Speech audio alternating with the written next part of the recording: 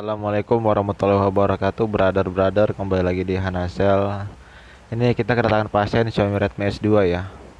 Ini kelihatannya sini jatuh parah ini, soalnya retak banget ya. Retaknya parah dan juga kaca kamera nih yang di backdoor juga retak. Ini kita coba bongkar dulu ya. Penasaran sama mesinnya ini bekas servisan atau enggak sih? Atau kita yang pertama kali di servis ya. Kita buka dulu backdoornya. Ini masih rada kencang sih dari backdoor, menandakan kalau ini masih segel ya kan ya. Tuh, kita lihat. Nah, ternyata masih segel, guys. Ya, bener. Masih segel. Berarti kita tahanan pertama ini yang servis ya. Kita yang merawanin ini servisan ini. Biasanya kalau mesin masih segel gini ya, atau belum ganti baterai, Xiaomi itu lengket banget baterainya ya. Dan ini kita bongkar dulu penutup mesinnya. Pastikan jangan ada baut yang tertinggal ya. Kadang saya juga masih kelupaan sih. Pas mau diangkat, penutup mesinnya ternyata masih ada baut yang ngumpet gitu. Ini tuh apa namanya, bikin saya pengen ketawa sendiri gitu, kenapa nggak kelihatan itu. Nah, lupa dari saya masih ada ternyata. Setelah kita pastikan semua baut terangkat ya, baru kita buka. Nih masih segel ini, mantap. Kita copot dulu baterainya, jangan copot yang lain dulu ya. Pertama kali kita kalau mau angkat mesin, baterai dulu, jangan copot komponen lain, fleksibel LCD atau yang lainnya. Ini masih ori baterainya juga, belum pernah diservis, masih lengket. Nah, putus ya. Seringnya sih putus kalau narik ini lem yang seperti ini nih, tapi tenang, ada caranya. Untuk mengangkat lem ini kita congkel-congkel dulu ya bagian pinggirnya. Hati-hati untuk para pemula ya, saya juga masih pemula sih, cuman yang baru banget buka handphone, hati-hati untuk bagian baterai ini, karena kalau Xiaomi itu lemnya lengket banget, jadi jangan sampai tertusuk benda tajam ya baterainya, karena kalau sudah tertusuk itu mengakibatkan baterai bocor dan bisa meledak ya. Jadi kita pakai Mika nih, Mika bekas tempered glass, saya pakai yang agak tebelan ini, dan kita kasih sedikit cairan ya, saya pakai Pertamax campur Pertalite, saya campur. Tapi mau nggak dicampur juga nggak apa-apa sih, karena ya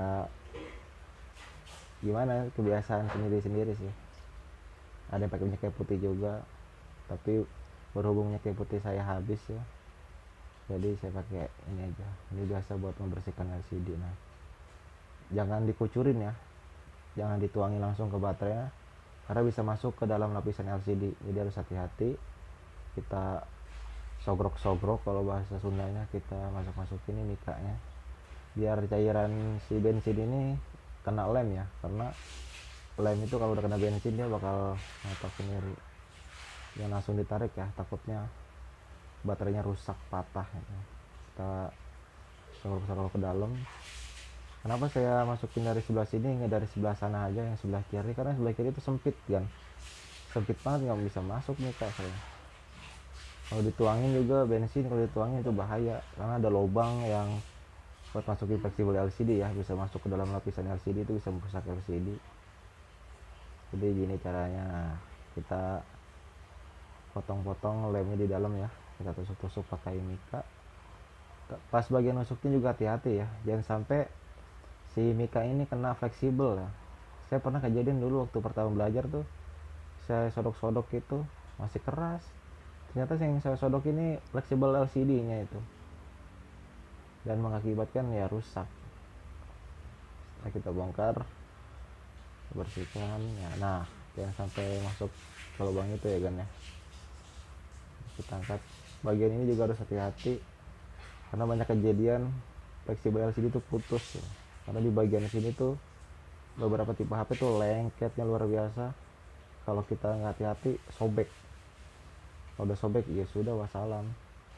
Kalau masih bisa dijamper karena kita mempertahankan kualitas LCD yang ori. Tapi kalau udah nggak bisa dijamper ya sudah, kita ganti baru. Tapi usahakan pas bagian penarikan situ harus hati-hati ya, karena lemnya lengket. Kita buka dulu fleksibel on off, hati-hati jangan sampai sobek ya, karena kalau sobek kita harus beli lagi dan itu makan waktu lagi. Nah, kita angkat pelan-pelan jangan sampai patah. Nah, sudah terangkat. Sekarang waktunya kita membuka LCD dari frame-nya. Ini saya buat alat sendiri ya, silet dimasukin ke gagang, sikat gigi dikasih lem, dijepit. Karena kalau silet itu tipis dan juga kuat materialnya. Kalau pakai mika kadang kalah mikanya, bengkok ya. Makanya saya bikin alat ini, dan ini enak banget dipakainya. Bisa nyelip-nyelip ke frame-frame yang sempit itu. Frame besi juga enak dia. Nah, hati-hati juga, bisa merusak frame kalau kita hati-hati. Di situ doang sih minusnya kalau pakai yang ini. Kalau pakai mika kadang mikanya yang bengkok. Nah, kita pakai sedotan ini ya. Kalau pemula yang belum tahu caranya, masukin mika ke dalam, hati-hati karena bisa masuk ke tengah-tengah LCD ya. Jadi nah, kali ini pakai alat yang tadi yang warna biru itu, disedot itu kayak gurita gitu ya sistemnya. Kita tarik, udah kelihatan bawahnya, kita baru masukin mika. Ini sudah copot LCD nya ya. Ini waktunya saya percepat ya kan ya. Nah, baru kita tahap penyesetan LCD ya. Pada penyesetan LCD ini harus hati-hati ya. Kalau poni kita seset dari bawah, kalau poninya seperti kotak ini, nggak ada poninya maksudnya, kita seset dari atas ya, karena yang ditakutkan itu kena polarizer. Kalau sudah kena polaris, ya kita kerja 2 kali kan, makan waktu lagi. Ini sudah selesai sekali lagi. Nah, sudah terangkat ya, bersih ini, ngikut semua ke touchscreen lemnya, jadi nggak usah repot-repot bersih-bersih lagi ya. Setelah LCD dibersihkan menggunakan cairan pertama, ini kita tiup-tiup lagi ya pakai pompa udara supaya debunya tuh benar-benar hilang dan bersih.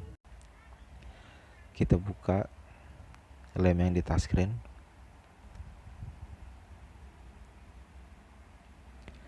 Kita presisikan LCD-nya ya. Ini masih ada aja debu yang nempel ya.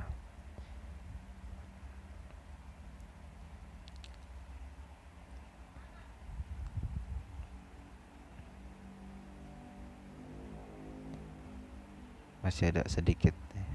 Nah, kita pastikan sudah bersih ya. Sudah bersih ini, kita presisikan LCD-nya ya, jangan sampai melenceng ya kan ya. Kalau tipe touchscreen seperti ini, kalau melenceng dia, nanti di gambarnya dia pencet huruf A itu bisa ke huruf yang lain gitu karena melenceng. Jadi harus benar-benar presisi. Tapi kalau tipe gelas itu masih aman ya, miring sedikit masih aman. Tapi kalau touchscreen seperti ini harus benar-benar presisi, karena itu tadi masih tipe touchscreen ya, TFT dia, teknologi masih TFT, jadi nggak pas sama gambar ya. Sentuhan yang kita sentuh ini di touchscreennya nggak pas sama gambar, itu ngetiknya nanti loncat-loncat. Nah, kita urut bagian tengah. Sekarang tinggal lanjut kita vakum pakai laminating. Tadi saya sudah vakum itu sekitar 1 menit, dirasa sudah cukup. Baru kita press ya, kira-kira 1 menit lebih lah. Kita press.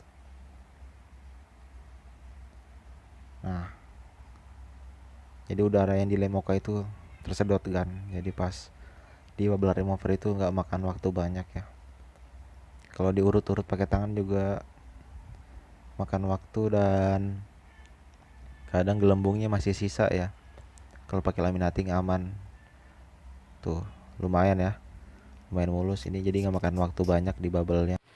Sekarang kita masukin bubble remover ya, karena ini gelembungnya tinggal sedikit lagi, jadi kita cuma bubble remover itu sekitaran 5 menit,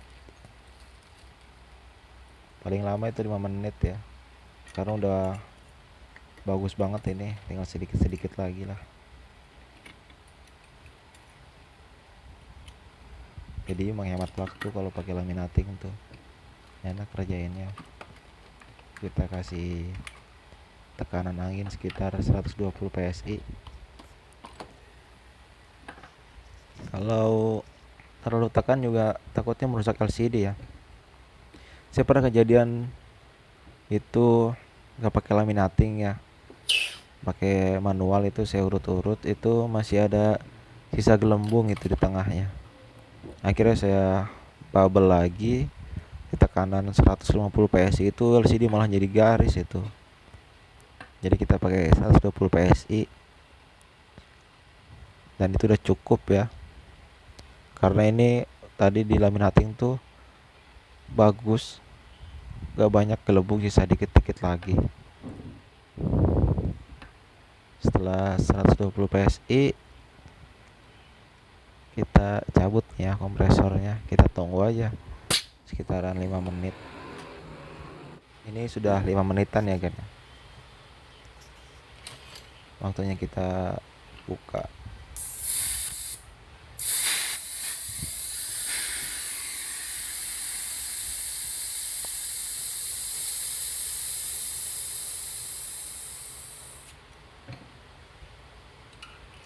Kita lihat hasilnya,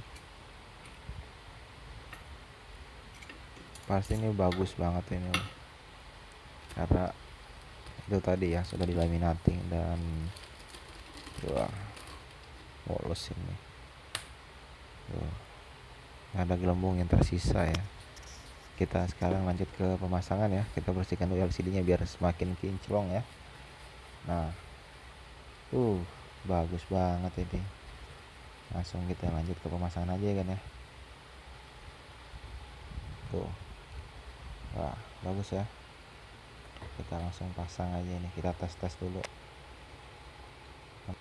Ini kita pasang lagi ya, LCD nya udah saya lem dan sudah saya tes tadi normal ya sebelum pengelem.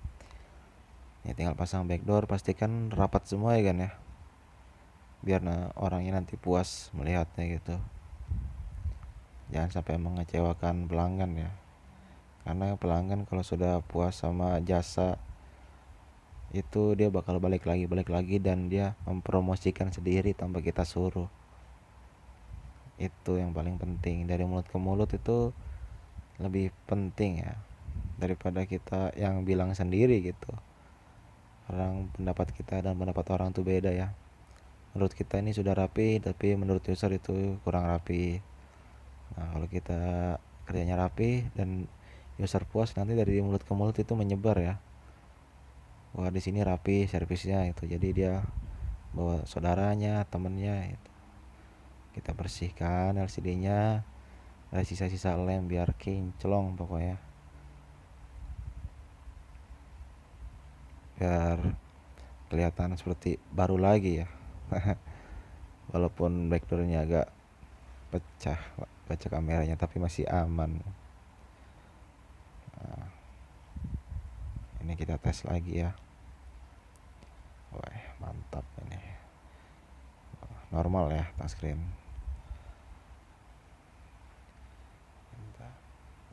Nah normal, hanya kita karetin lagi ya, karena tadi belum kering sempurna, biar nanti langsung bisa dibawa sama orangnya. Nah sekian dan terima kasih tutorial dari Hanasel. Jangan lupa subscribe, like, dan share ya. Assalamualaikum warahmatullahi wabarakatuh.